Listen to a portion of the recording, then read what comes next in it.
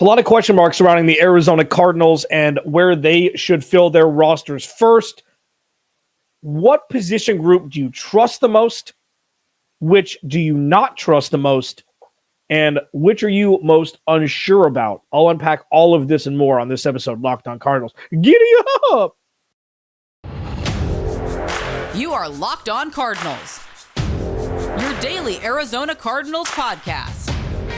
Part of the Locked On Podcast Network, your team every day.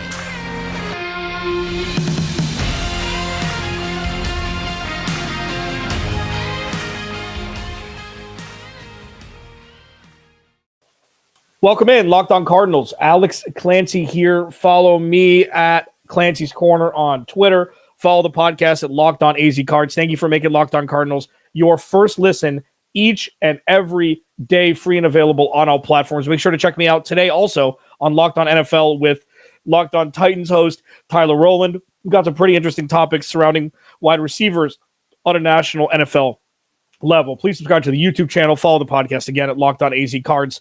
Today, check out, if you don't follow yet, go to Twitter, follow, and you'll see a tweet from me titled Fan Friday. Leave your comments for what you'd like me to talk about. Tomorrow, I will pick my 3 favorite and make a damn show out of it. Today's podcast is going to be fun, okay?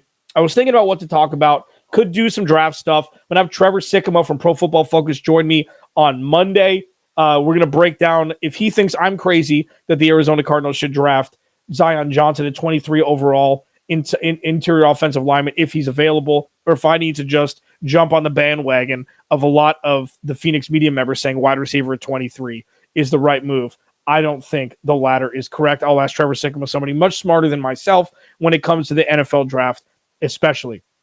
Today's podcast is going to be fun, okay? There's a lot of position groups. There's a lot of question marks.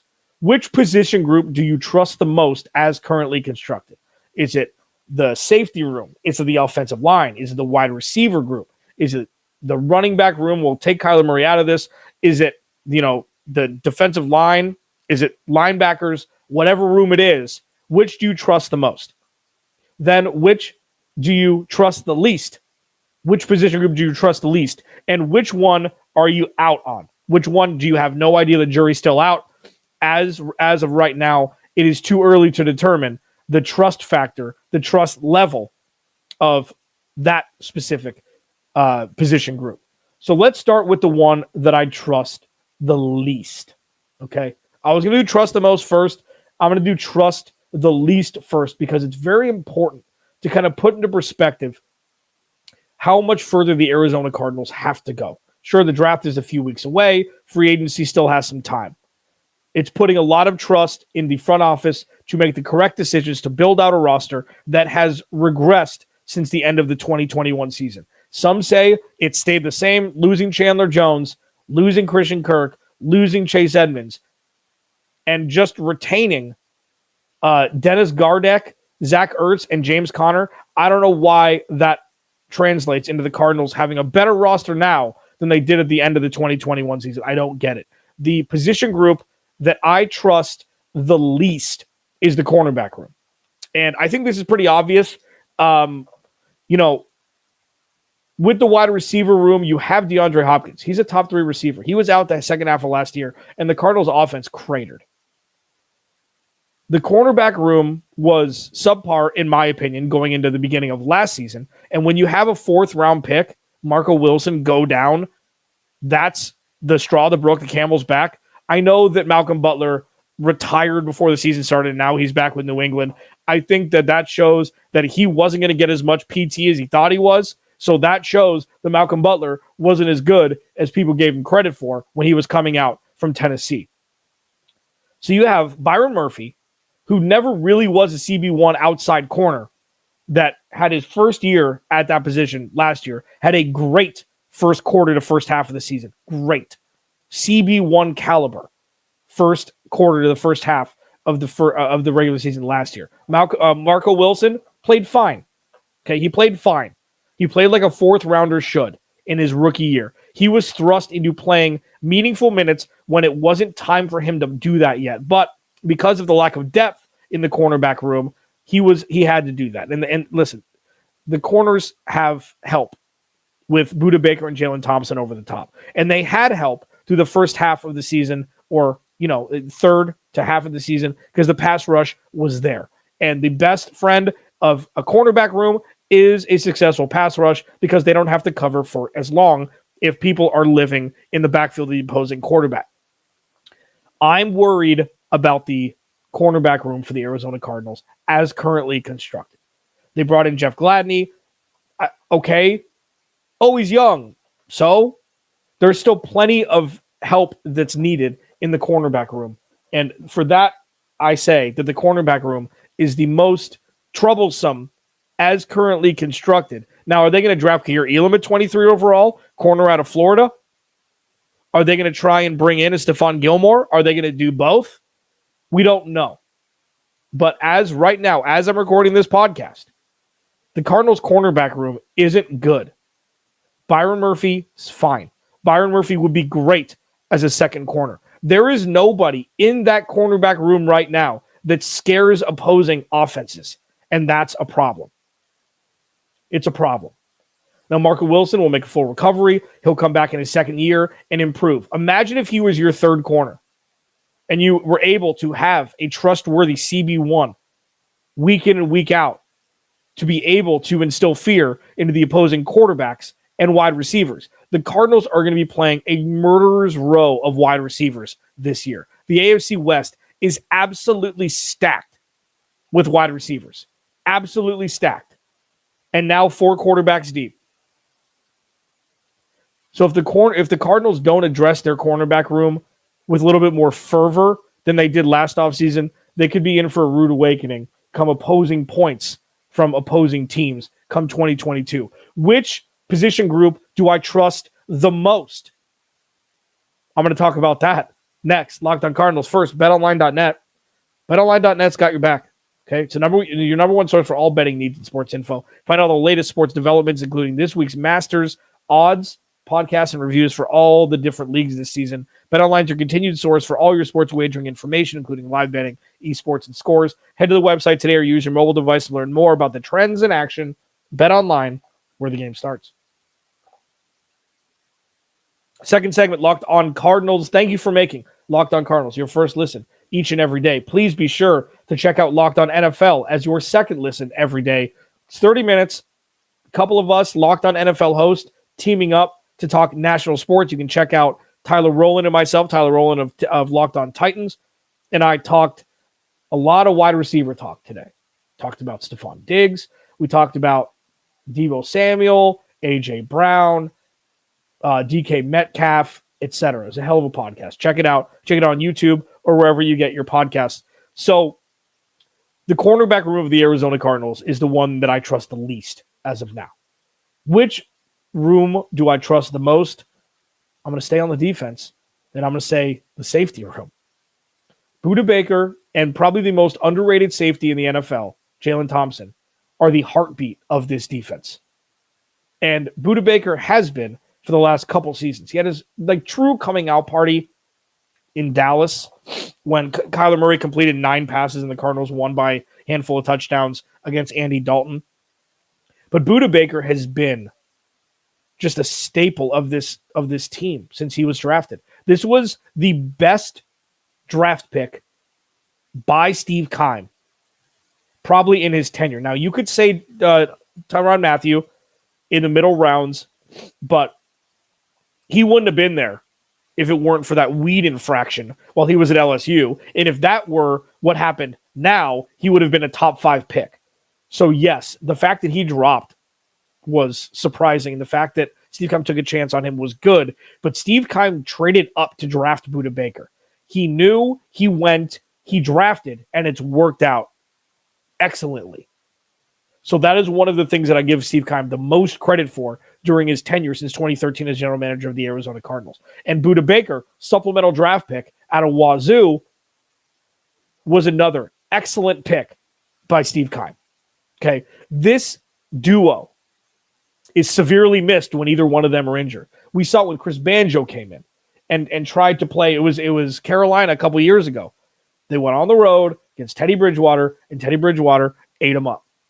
He absolutely ate him up. And you saw when Budda Baker was out and then Jalen Thompson missed some time. When those two guys aren't on the field together, this defense suffers. And the Arizona Cardinals need as many strengths as they can have. And Jalen Thompson and Budda Baker, when healthy and when on the field together, are absolutely that strength. It kind of goes overlooked because safeties don't have big sack numbers. And I guess unless you're, Jamal Adams and you're a linebacker who plays safety, and then when you don't get those sack numbers, you're looked at as lesser than. Like, there's not a real statistical number that, unless you're looking at Pro Football Focus or something like that, the next-gen stats, that you can really quantify how important a safety room is. Sure, interceptions, yeah, but they're kind of like an amoeba-like position where, sure, some are outliers, where some are more opportunistic interception-wise, some are more opportunistic with, sacks. Like Tyrann Mathieu is a perfect example. He's got a handful of interceptions every year, handful of strip sacks, forced fumbles, things like that. That doesn't mean that you're not an exemplary talent at the safety position if you don't have those like hard measurables of interceptions, sacks, fumbles forced, etc. What he's done to kind of cover up, be a Band-Aid on the secondary over the last couple years. I mean, I don't even include when Patrick Peterson was here. Their secondary hasn't been great in the cornerback room for the last couple years. But what Budda Baker and Jalen Thompson have done is kind of mitigate the risk that the Cardinals have by putting those guys out there, because over the top, they're so great at keeping defenses in front of them, at maximizing opportunities. And Budda Baker, he's a household name now. He wasn't when he got his contract extension. I love telling the story. I got a couple texts from my friends saying, who the hell is Budda Baker? When he became the highest paid safety in the NFL. People know who he is now.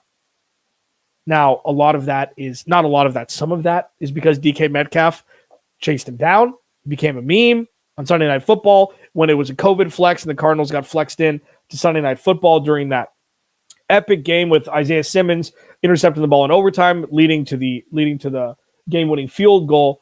But Budda Baker has been, he's kind of somebody you don't really talk about that much as you should, because he's the glue of this defense. He's the glue. And Jalen Thompson has shown that he's going to need to get paid, and the Cardinals, if they're smart, will pay him. And if you can keep Budda Baker and Jalen Thompson together for a long time, this defense will thrive because of it, at least from that position. Now, if you can add a pass rusher and you can add a CB1, this defense is going to be feared. But they can only do so much when the other position groups aren't as strong as the safety position group is. And that's why the position group that I trust the most, as currently constructed, is the safety room, and it's not close. And again, I'm taking Kyler Murray out of this. It's not close. Alex Clancy here, Locked On Cardinals. Follow me at Clancy's Corner on Twitter. Thank you to everybody who's chilling. I know this is a weird transitionary time where you were used to having two people talk to you for the last 4 years. Remember, it's going to be fine. I got you covered. I've got you 100% covered as my allergies start to take over as I'm in San Diego visiting my dad. Follow the podcast at Locked On AZ Cards. Remember to keep an eye out for that tweet from at Locked On AZ Cards talking about Fan Friday, where you can comment and you can partake in the show. Fridays are going to be yours for the foreseeable future. What topic do you want me to discuss? I will pick my 3 favorite, and I will highlight them on Friday's podcast. Please subscribe to the YouTube channel. Leave your comments there. I love reading them. I love interacting. This is it's a little bit of a slow time. Trust me, it's not going to be slow for very long with the draft ramping up, free agency still abound, and the Cardinals bound to make some moves. Coming up next, which position group do I not know if I trust or not? Unsure if I trust this position group or not. There's one that's glaring, I don't know which way to go as of right now. I'll talk about that next. Locked On Cardinals. All right. Final segment. Locked On Cardinals. Follow me at Clancy's Corner. Follow the podcast and Locked On AZ Cards. Again, Fan Friday on Friday. I will be tweeting out. I think I already did tweet out. It was at 9 o'clock Thursday morning. What would you like me to discuss on Friday's podcast? I will pick my 3 favorite, and I will highlight those 3 topics on Friday's podcast. Which position group do I trust the least? The cornerback room. Which position group do I trust the most? The safety room. Which position group am I still unsure about if I trust implicitly or not? It's the offensive line. It's the offensive line. Now, Rodney Hudson, All-Pro. DJ Humphries has shown that the contract that he got, if we had known that he was going to be this healthy since he signed the contract, he probably would have got more. But it was team-friendly. It was short. We'll see what happens before the regular season starts, if they're going to extend him or, to make room for free agents cap-wise. I'm not sure, but DJ Humphries has been fine on the left side, and Kelvin Beachum has been one of the better offseason signings by Steve Keim. 1 year, $2 million, 2 year, $4 million. He's been very team-friendly. He's been very, very good while healthy on the right side as a bookend, alongside DJ Humphries on the left side, protecting Kyler Murray. I'm unsure. With Justin Pugh coming back, taking a pay cut, playing left guard. They signed Will Hernandez, to play right guard, you'd think, on a 1-year deal. Josh Jones, we don't know. Josh Jones hasn't played as well as you would have hoped, especially because from a lot of pundits, he had first-round caliber draft stock. And he ended up dropping to the 3rd round. Okay? Max Garcia, nope, gone. I am in the camp that the Cardinals need to draft an interior offensive lineman at 23 overall, namely Zion Johnson if he's there. I think it's imperative for the future of this organization to protect Kyler Murray, or this ain't going to work. So my unsure nature truly stems from the interior of this offensive line from both guard positions. We just don't know. We don't know. We know what Rodney Hudson can do. We know what DJ Humphries can do. We know what Kelvin Beachum can do. You give Rodney Hudson an A- for last year. You give DJ Humphries and Kelvin Beachum a B and B- respectively. You'll take that. Now, if you can get some talent on the interior of the offensive line to make Rodney Hudson's job easier, to make the whole offensive line's job easier, which in turn makes Kyler Murray and the wide receivers' job easier, that's the wheelhouse you need to find yourself in. So, unsure, obviously the offensive line has improved year over year, definitely. But it was so bad for a couple of years there that's why the unsure nature of my thought process still remains. I wonder what you think. Leave in the comments what you think. Do you trust the offensive line? Because I trust the offensive line. Do I trust it as much as the safety room? No. If you were to tell me that the offensive line would stay the same and regress a little bit going into 22 from how they performed last year, would I be surprised by that? Not necessarily. You're not banking on the offensive line as something you can set and forget at this point. You don't know what the guard position is going to bring on both sides of Rodney Hudson. And that's where the unsure nature of my thought process lies. That's where it lies. And as of right now, I feel like that's a pretty rational thought process to look at it as, where it's like, you don't know. You don't know. And that's better than the cornerback room, because you have an all-pro there. You have a Pro Bowl alternate in DJ Humphries. You know what you've got, but you still need help from that guard position. Follow me on Twitter at Clancy's Corner. Follow the podcast at Locked On AZ Cards. Again, if you aren't following the podcast at Locked On AZ Cards on Twitter, you're not going to be able to partake in the Fan Friday sweepstakes, I guess. It's not really a sweepstakes. Just comment what you want me to talk about on Friday. I will pick the 3 best, and I'll give you a shout-out, and I will highlight one topic from each segment. It's going to be fun. It's the first one. It's going to be going on until training camp, baby. Alex Clancy, Locked On Cardinals.